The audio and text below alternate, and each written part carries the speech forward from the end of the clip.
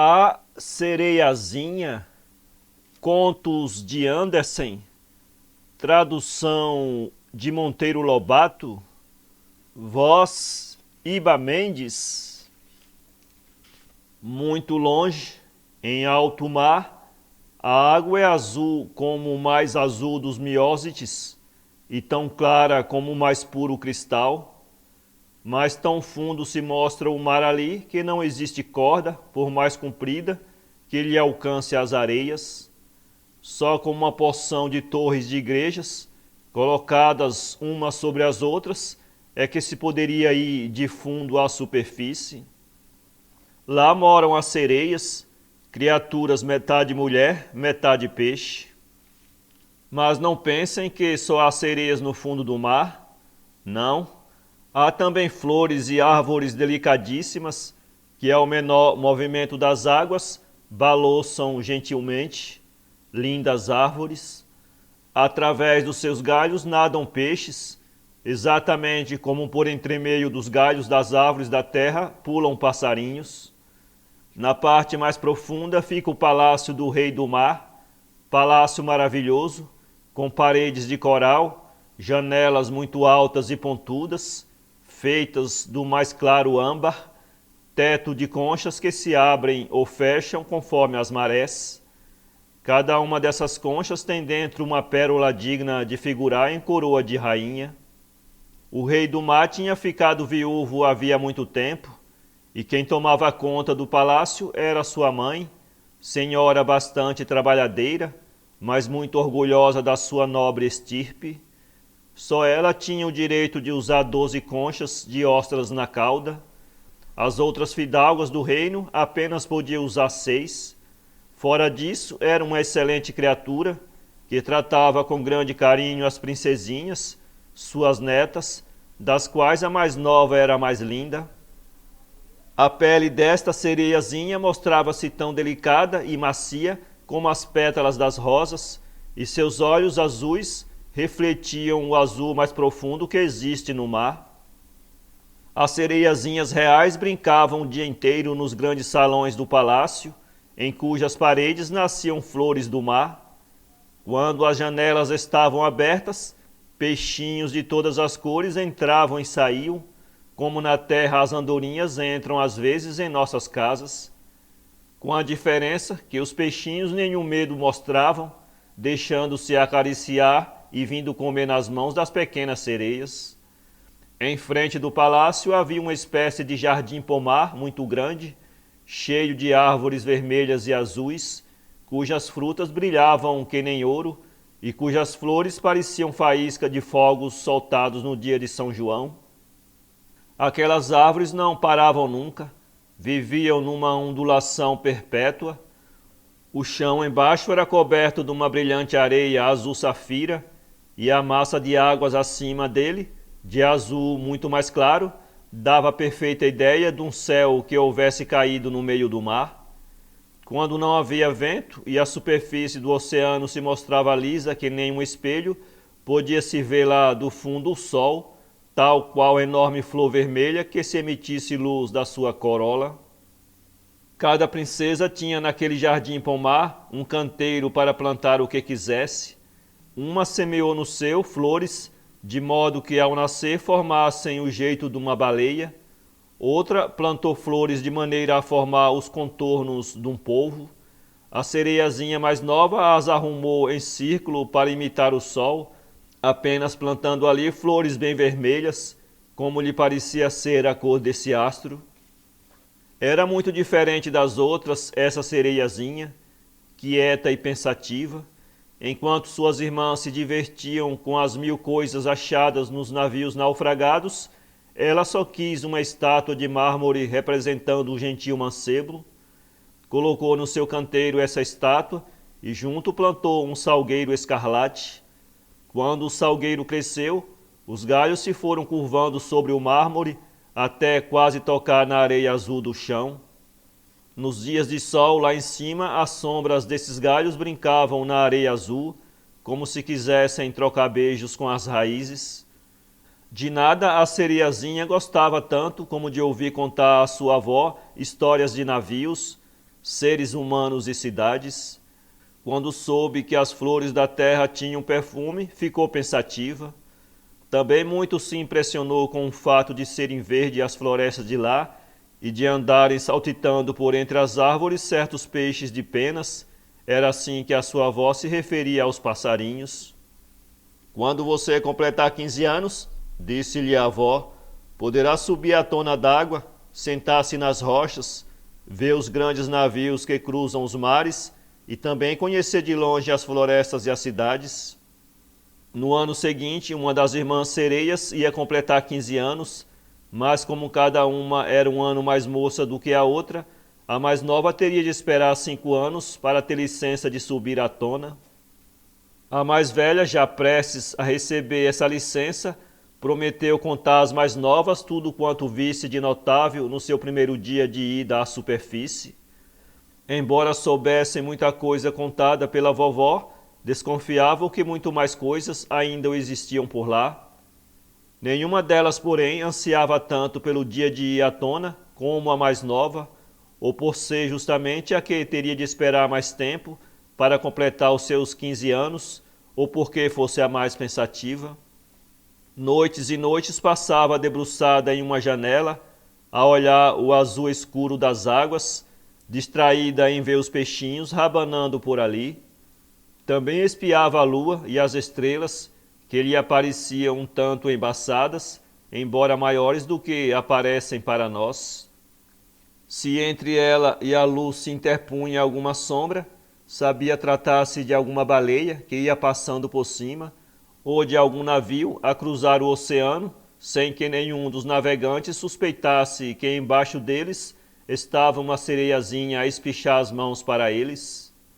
A princesa mais velha completou afinal os seus 15 anos e obteve licença para subir à tona das águas. Foi. Quando regressou, trazia muitas novidades para contar. Aquilo de que mais gostou lá em cima, disse ela, foi reclinar-se nos bancos de areia e contemplar uma cidade que daquele ponto se avistava, cheia de luzes, a brilharem como centenas de estrelas.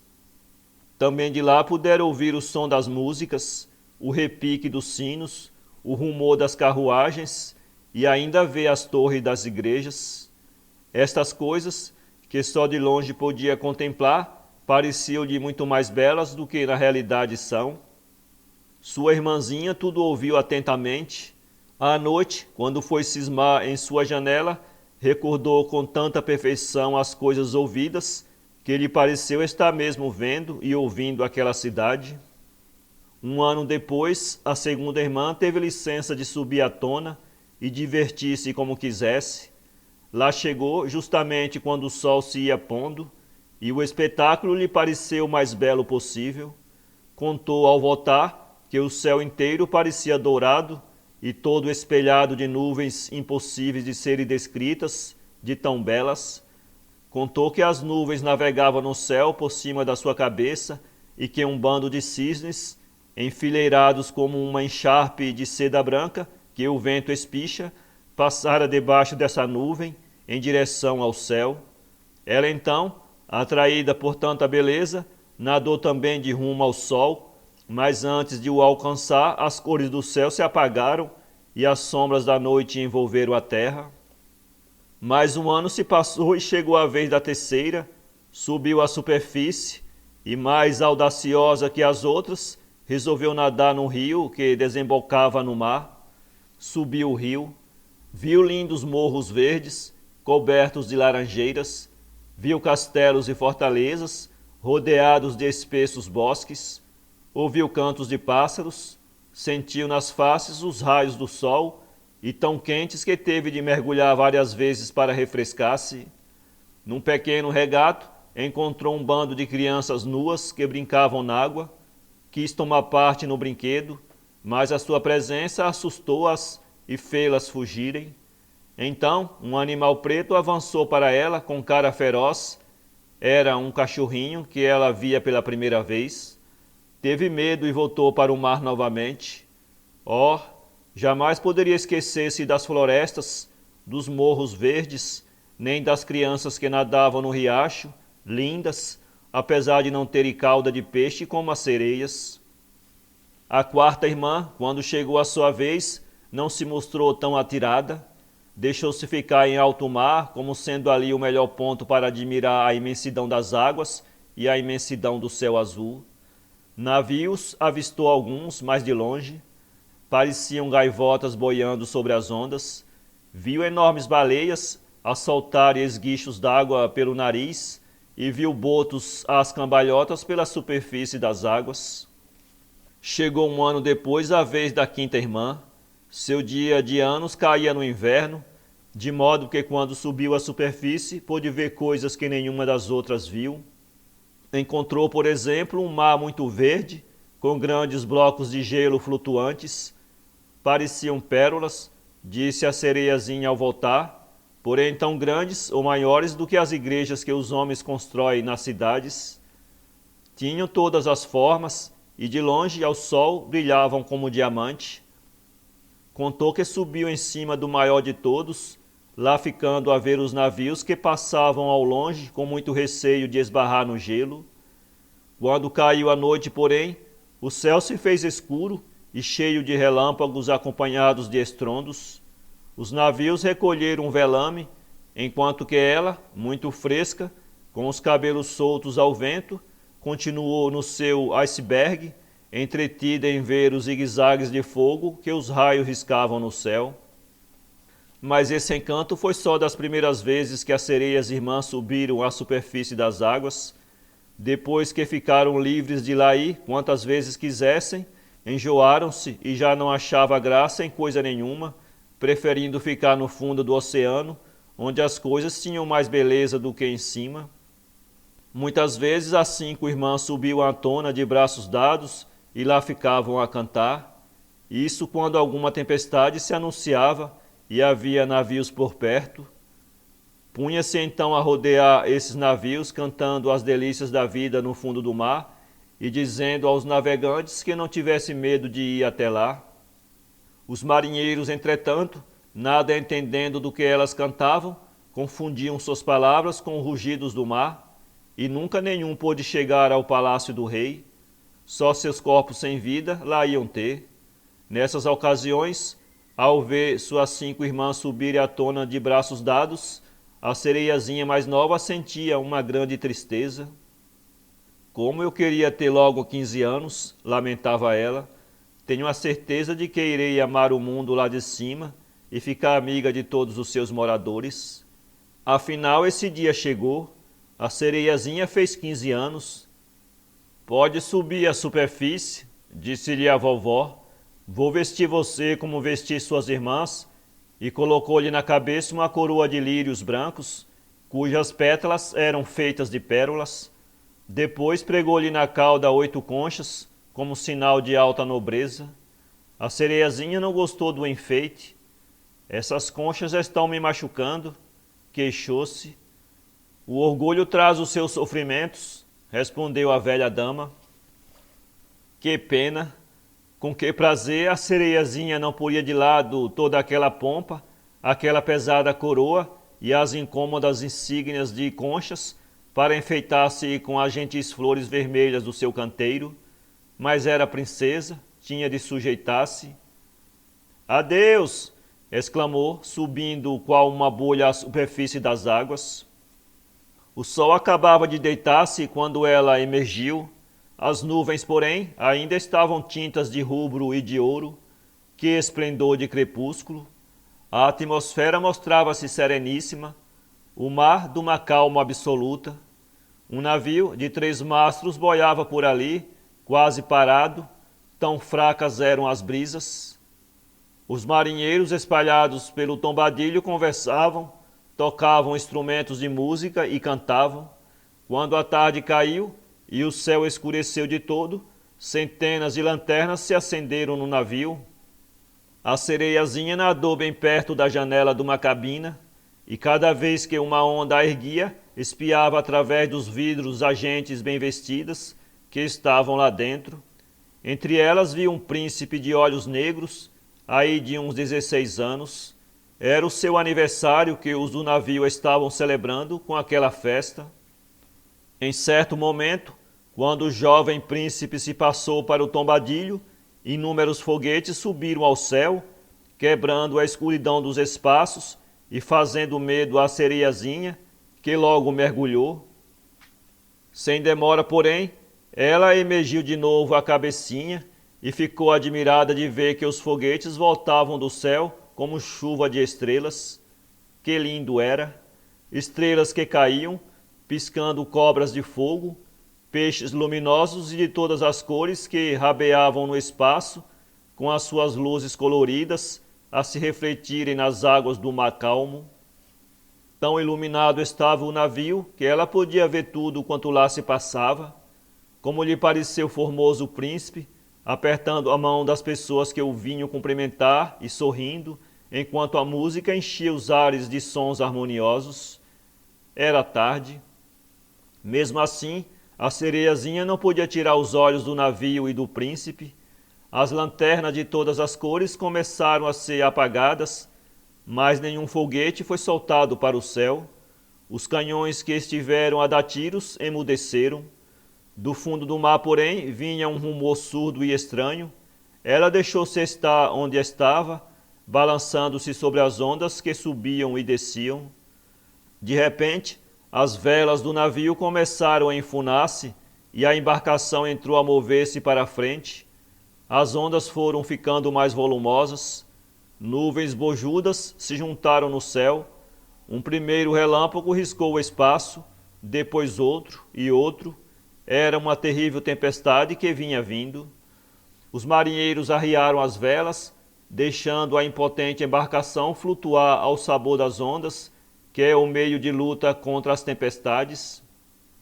Logo depois a tempestade chegou. Vagas cada vez maiores se levantavam, fazendo a embarcação erguer-se também, para não ser coberta por elas. Depois o navio mergulhava nos buracões abertos, qual um cisne, para erguer-se de novo no lombo de uma onda. A sereiazinha achou lindo o espetáculo. Os marinheiros, porém, nenhuma beleza viam naquilo, e sim perigo tremendo. O barco estava ameaçado de morte. Os choques sucessivos que levava começaram a desconjuntar o seu madeirame. Uma brecha logo se abriu no casco. Um mastro quebrou-se pelo meio como se não passasse de uma varinha seca. E por fim o navio pendeu para um lado, com a água a entrar com fúria pela brecha do casco. A sereiazinha compreendeu que a tripulação estava correndo grande perigo, e ela também, pois podia ser machucada por alguma das tábuas ou pranchas desprendidas do barco. A escuridão fez-se completa. Só se podia ver alguma coisa quando um relâmpago iluminava os céus. A um desses clarões, a sereiazinha pôde vislumbrar o lindo príncipe a debater-se nas águas, perto do navio já destroçado. Ficou muito contente de ver o príncipe no seu reino, mas logo se lembrou que os seres humanos não podem viver debaixo d'água, como os peixes, e que o príncipe morreria muito antes de chegar ao palácio do rei do oceano. Resolveu salvar o príncipe. Nadou em direção dele, com muito cuidado para não ser ferida pelos destroços boiantes. Encontrou-o já sem forças para lutar contra a fúria das águas.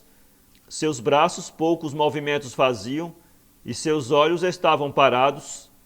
Vendo que ele ia morrer, a sereiazinha o tomou nos braços e, sustendo sua cabeça fora d'água, deixou que as ondas o balançassem à vontade. Quando a manhã surgiu, a tempestade amainou. A sereiazinha correu os olhos em redor, nada se via por ali. A embarcação tinha afundado. Beijou então a testa do príncipe desmaiado e alisou-lhe os cabelos, achando que se parecia muito com a estátua de mármore do seu canteiro, e beijou-o de novo, ansiosa porque ele voltasse à vida. As ondas foram levando os dois em direção da praia, e logo a sereiazinha pôde admirar as montanhas azuis, cobertas no alto de neve branquinha, como se fosse um bando de cisnes pousados lá. Mais perto, abaixo das montanhas, viu lindas florestas verdes, e mais perto ainda uma igreja, ou convento, ou o que fosse, ela não sabia distinguir. Na frente desta construção cresciam árvores de frutas, laranjeiras e cidreiras, e também lindas palmeiras. O mar formava ali uma pequena baía de águas muito calmas, perto da qual havia um banco de areia. Para ele nadou com o príncipe, e ali o ajeitou, de modo que sua cabeça ficasse mais alta que o corpo e recebesse a luz do sol. Os sinos do grande edifício branco, que ela via ao longe, começaram a tocar, e um bando de meninas apareceu no jardim. A sereiazinha, curiosa, aproximou-se mais, ocultando-se atrás das muitas pedras ali existentes e cobrindo o rosto e o peito com espuma, de modo que não pudesse ser reconhecida, e ficou a espiar se alguém viria acudir o príncipe. Não demorou muito, e uma jovem aproximou-se do lugar onde ele jazia. De repente parou, com os olhos assustados, voltou para trás, correndo, para regressar algum tempo depois, acompanhada de um bando de gente, que rodeou o príncipe e tais coisas fez que logo o reviveu. Sentou-se o príncipe na areia e sorriu para aquelas pessoas apenas, e não para ela, sereiazinha, que o havia salvado. O príncipe nem sabia disso, e a sereiazinha afligiu-se, e quando o levaram dali para longe, ela, muito triste, pôs-se a nadar novamente, de regresso ao palácio de seu pai. Quieta e pensativa como sempre fora, a sereiazinha, mais quieta e pensativa, ainda ficou dali por diante. Suas irmãs perguntaram o que ela havia visto no seu primeiro passeio à superfície, mas não conseguiram nenhuma resposta. Várias vezes mais tarde, voltou ao banco de areia para onde levara o príncipe desmaiado, sem que nunca pudesse avistá-lo. Viu as frutas das árvores crescerem e serem colhidas, viu a neve do alto das montanhas azuis derreter-se, só não viu o príncipe, e por isso cada vez que voltava ao palácio, sua tristeza era maior. O único prazer dela era sentar-se junto à estátua do canteiro para ter a impressão de estar ao lado do príncipe.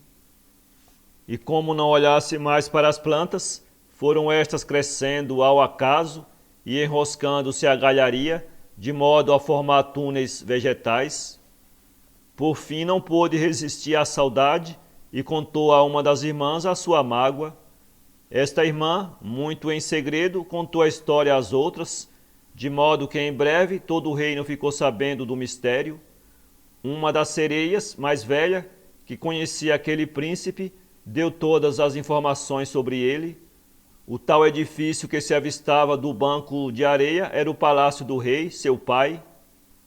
Vamos, irmãzinha, disseram-lhe um dia as sereias, vamos subir à tona de braços dados para ver o palácio do príncipe. Foram. Era um palácio de pedras amarelas que brilhavam ao sol, com uma grande escadaria de mármore que descia até a beirinha do mar. É ali que o príncipe mora, disse consigo a sereiazinha, e desde então não deixava de vir todas as tardes para nadar e boiar nas águas próximas.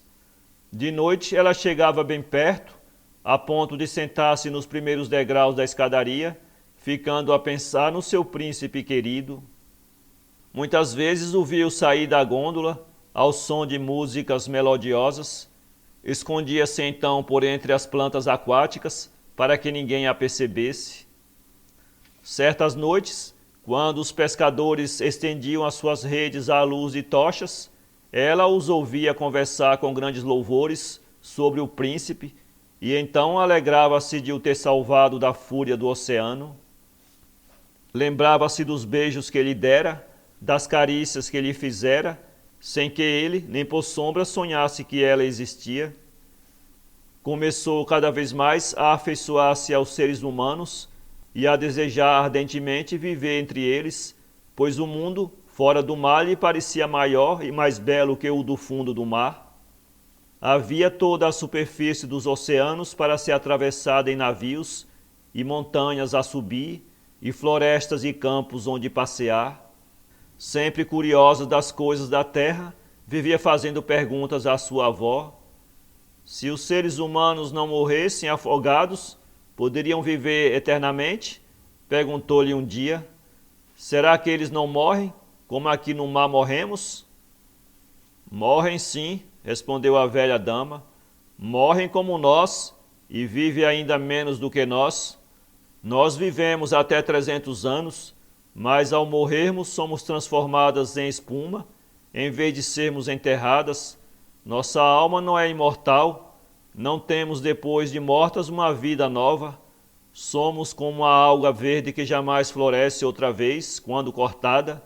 Os seres humanos, ao contrário, possuem uma alma que vive eternamente e que, quando o corpo perece, se eleva às alturas, onde brilham as estrelas. Assim como nós subimos à tona para ver os humanos e suas obras, assim eles sobem às regiões desconhecidas que nós jamais poderemos conhecer. E por que não temos nós uma alma imortal? Perguntou a sereiazinha com mágoa. Eu daria metade da minha vida para ser criatura humana por um só dia e sentir em meu coração a esperança da vida futura. Não pense nisso, minha filha, foi a resposta da velha dama. Somos muito mais felizes e melhores do que os seres humanos. Sim, mas terei de virar espuma quando morrer, não podendo nunca mais ouvir a música das ondas, nem ver as belas flores e o sol. Haverá um meio de adquirir uma alma imortal? Não, disse a velha dama, salvo se uma criatura humana vier a amar você tanto e tanto que ponha você acima dos seus próprios pais. Então sua alma se repartirá com você, mas isso jamais acontecerá. As nossas caudas, tão lindas para nós, são pelos homens consideradas como disformidade. Em vez das nossas lindas e possantes caudas, eles admiram aquelas duas horríveis pernas com que caminham e nas quais se equilibram.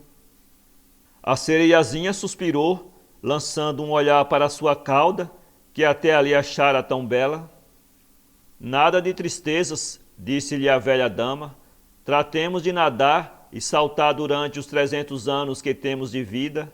Repouso eterno após tantos anos de vida é coisa bem razoável. Hoje vamos ter um grande baile num palácio. Aproveite.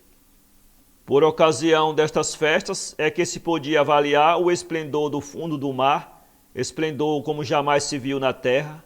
As paredes e o teto do salão real eram de âmbar transparente, centenas de conchas enormes e de todos os formatos e cores, com luzes dentro, pendiam das paredes como lanternas, iluminando todo o salão e o mar em volta.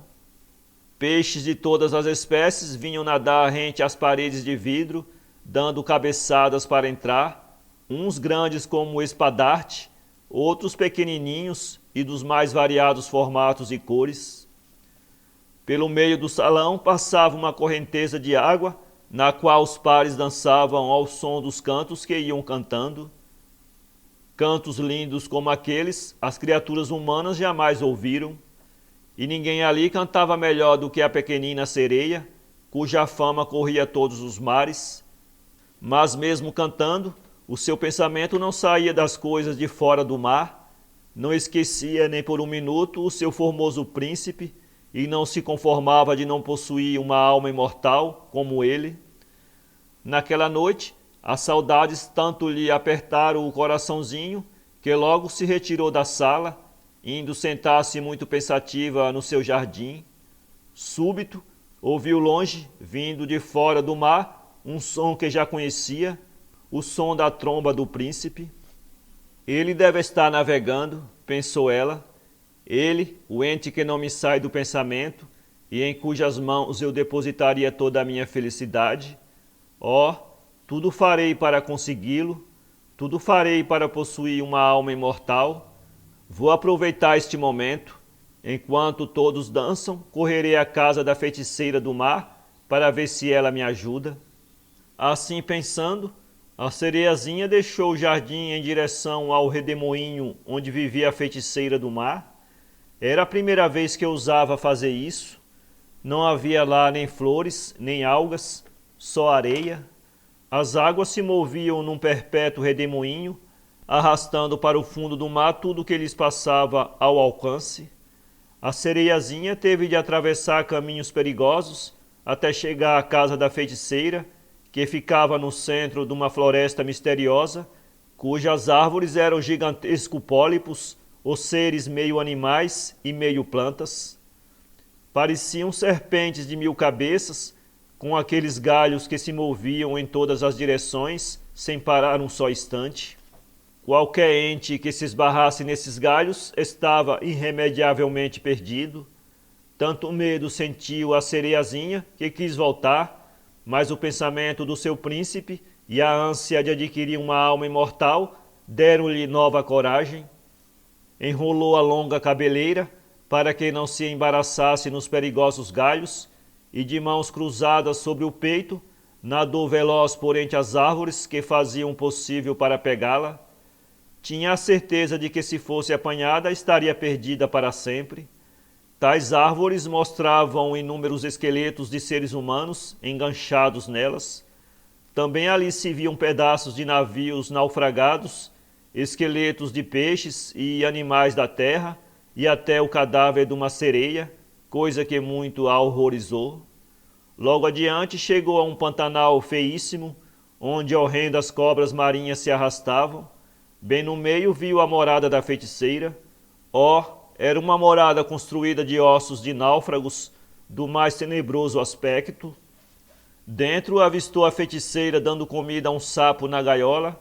No quintal, em vez de galinhas, havia nojentas cobras, que ela chamava e que vinham enrolar-se em seu pescoço. Já sei o que você quer, disse a bruxa logo que avistou a sereiazinha medrosa, e vou satisfazer o seu desejo, porque isso a fará muito infeliz.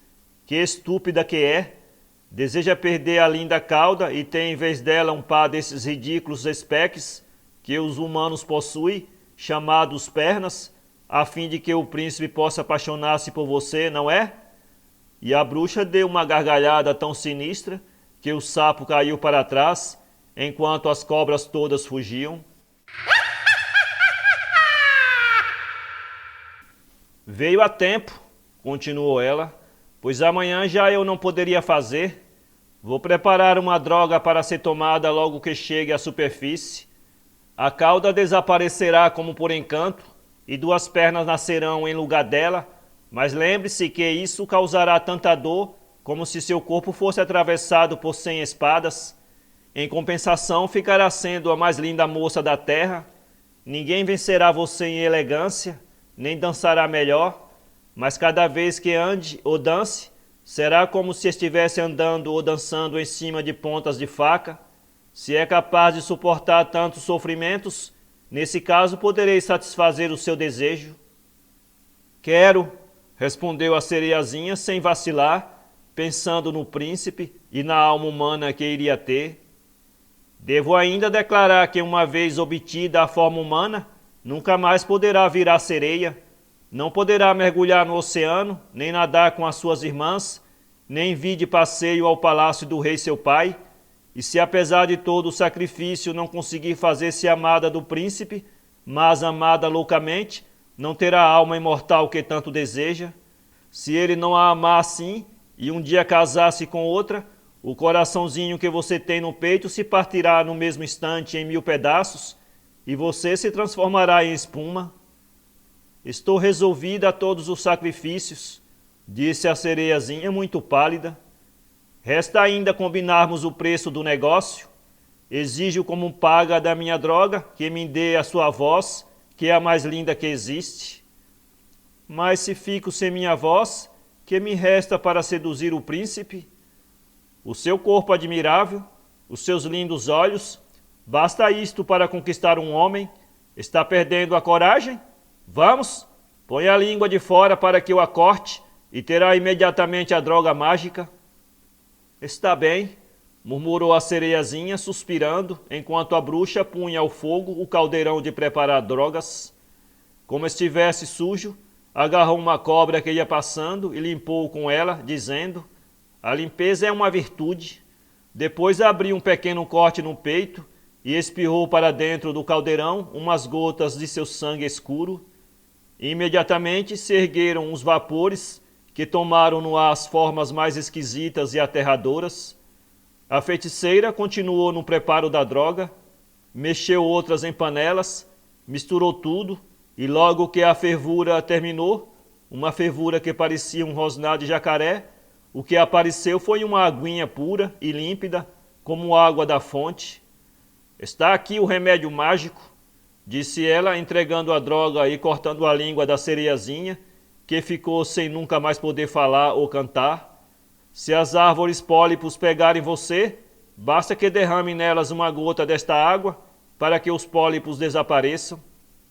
Mas não foi preciso tanto. As árvores, assustadas, abriram-lhe caminho ao verem-na com aquela droga na mão, aquela droga que brilhava como estrela, e assim, num instante, atravessou o Pantanal, a floresta e o redemoinho. Viu de novo o palácio de seu pai ainda em festa, mas não teve coragem de entrar. Estava muda e, além disso, não tencionava voltar para ali nunca mais. Seu coraçãozinho quase arrebentava de dor.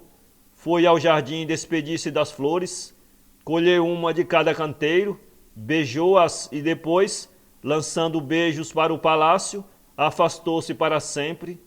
Subiu à tona. O sol ainda não tinha nascido quando lá chegou. Imediatamente seus olhos pousaram no palácio do príncipe, ainda envolvido em brumas. A sereiazinha dirigiu-se à escadaria de mármore, sentou-se no primeiro degrau e tomou a droga. Oh, a dor horrível que sentiu no corpinho delicado! Perdeu os sentidos e ali ficou que nem morta. Quando tornou a si, o sol já era nascido e o príncipe se achava diante dela, mirando-a com seus lindos olhos negros. A sereiazinha baixou os seus, confusa, e só então percebeu que, em vez de cauda, que sempre usara, estava a senhora de duas lindas pernas, como as usam os humanos. Não tendo roupa nenhuma para lhe cobrir o corpo, ocultou-o como pôde com a sua longa e sedosa cabeleira. O príncipe indagou quem era aquela e que estava ali a fazer, nenhuma resposta obtendo, senão terno olhar dos seus lindos olhos azuis. Ele então tomou-a pela mãozinha delicada e a levou para o palácio.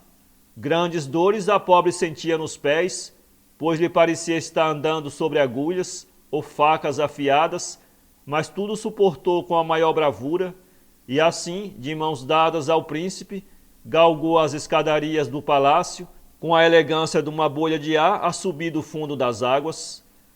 As roupas mais luxuosas lhe foram imediatamente arranjadas, e todos confessaram que era impossível existir ente mais belo. Por infelicidade não podia falar nem cantar, era muda.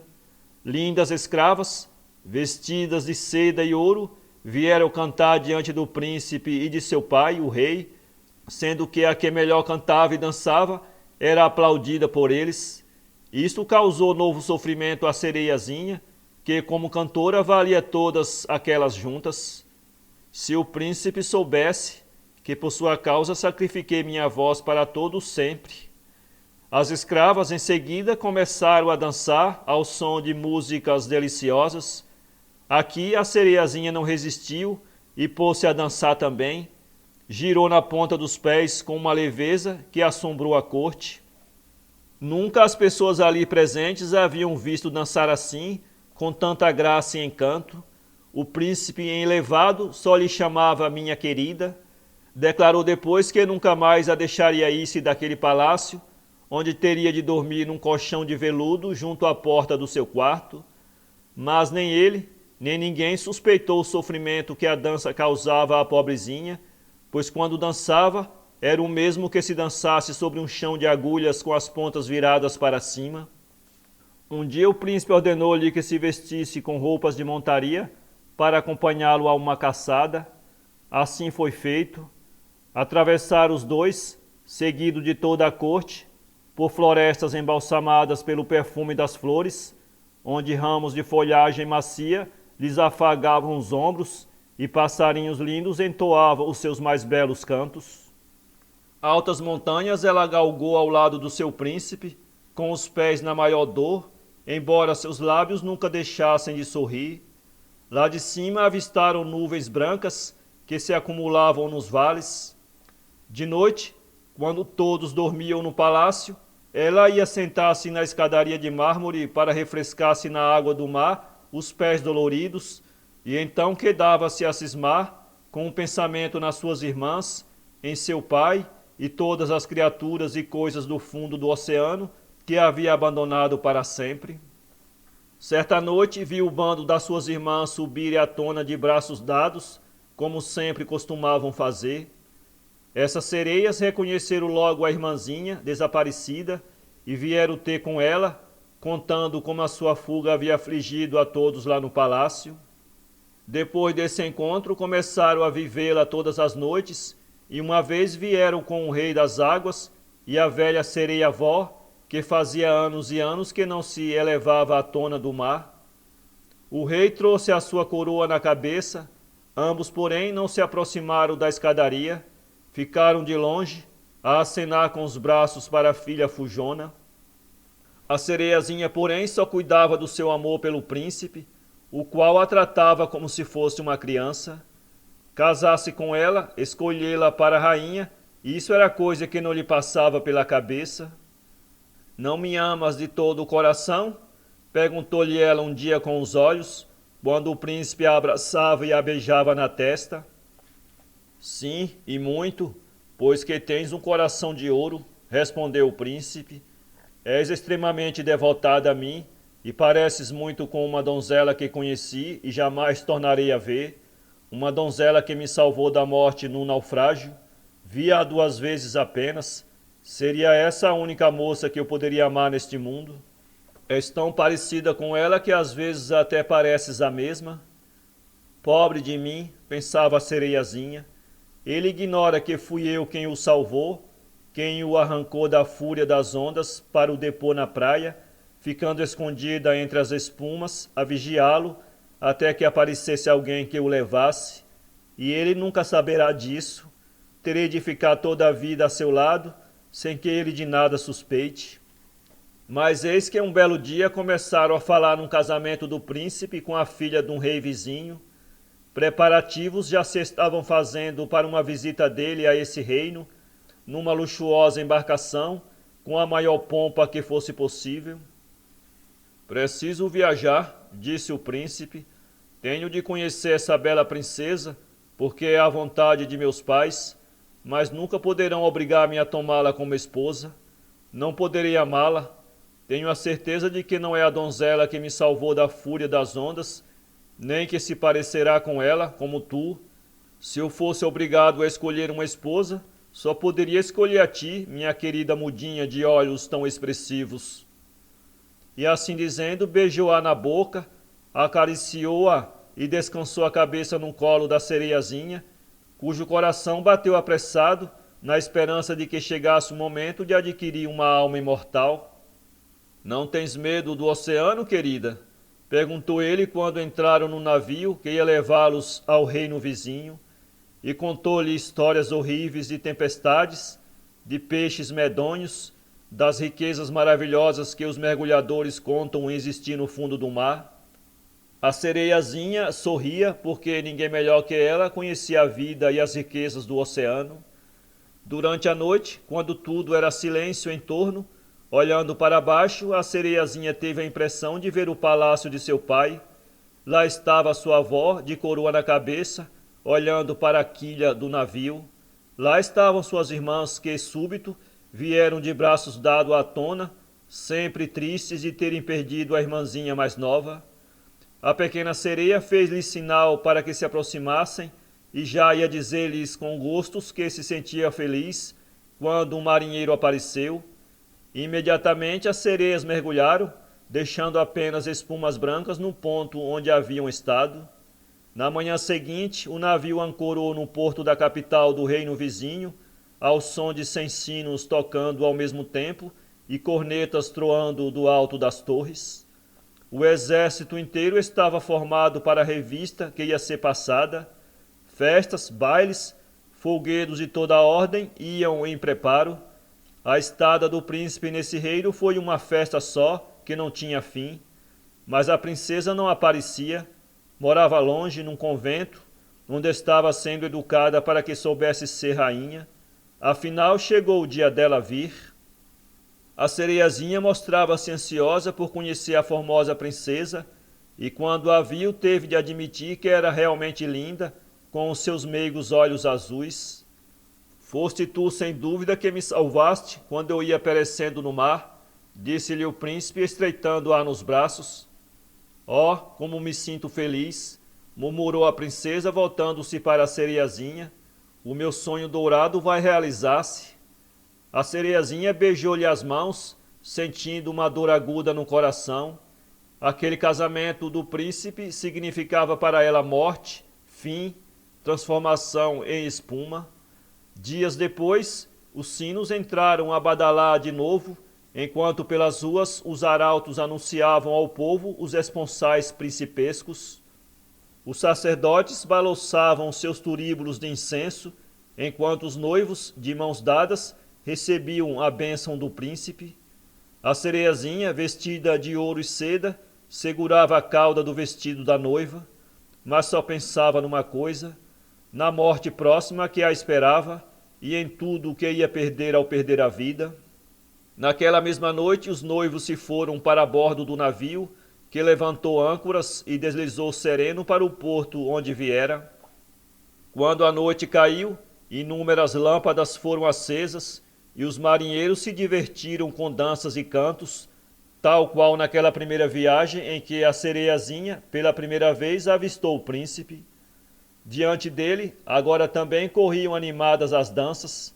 Súbito, a sereiazinha saiu na ponta dos pés e começou a dançar como nunca havia dançado até então. Todos se mostravam maravilhados de tanta leveza e graça. A dor que ela sentia nos pés, apesar de imensa, era menor que a dor que lhe ia pelo coração. Era a sua última dança, era a última vez que via aquele, por amor do qual deixara seu pai e suas irmãs, e todas as maravilhas do fundo do oceano. Aquele, por amor do qual sacrificara a sua voz, que não tinha rival no mundo.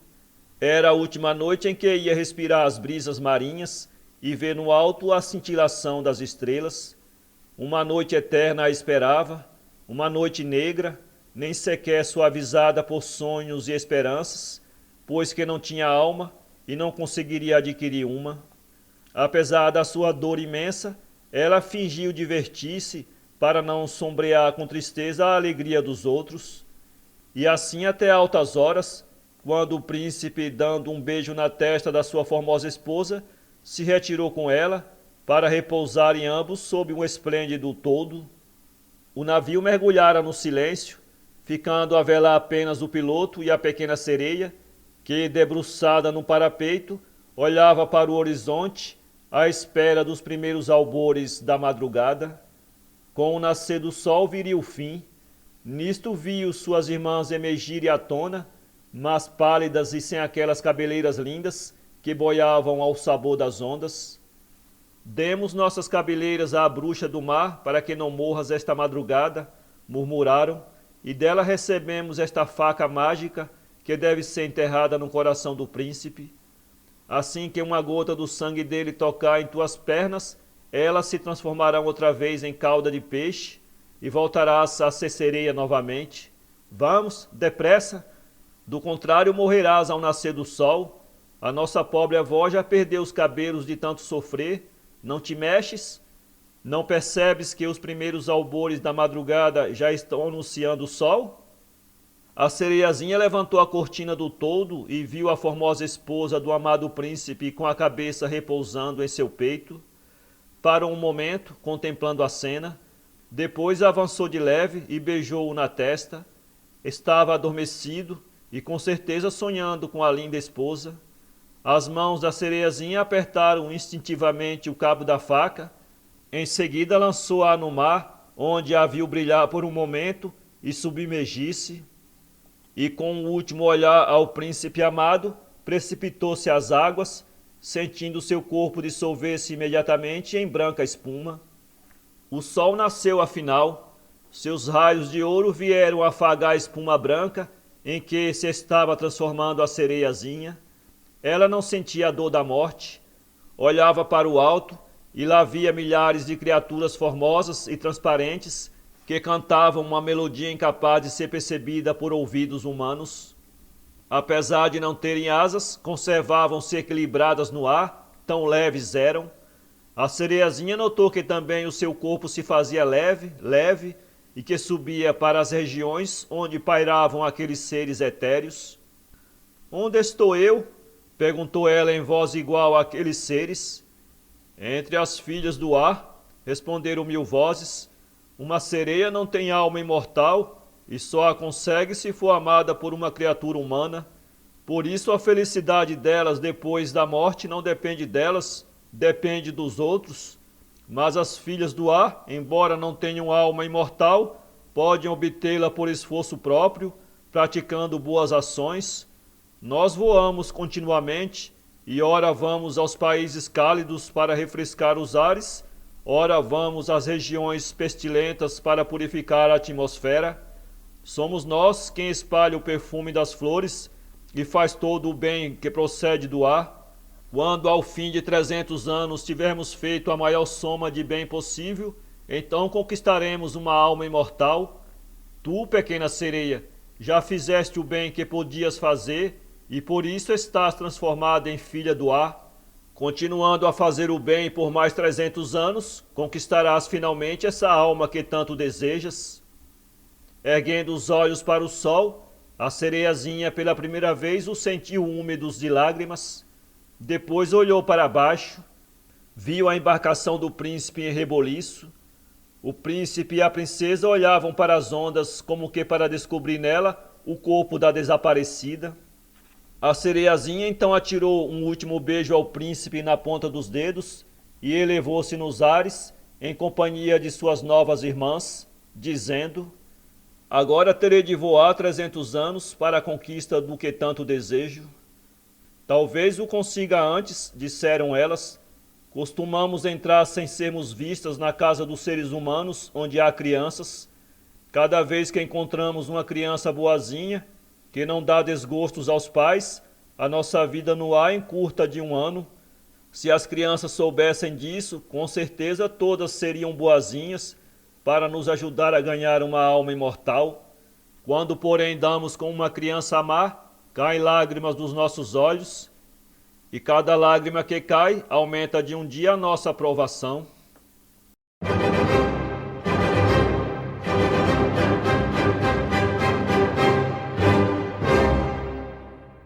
Para ler essa história, acesse www.poeteiro.com.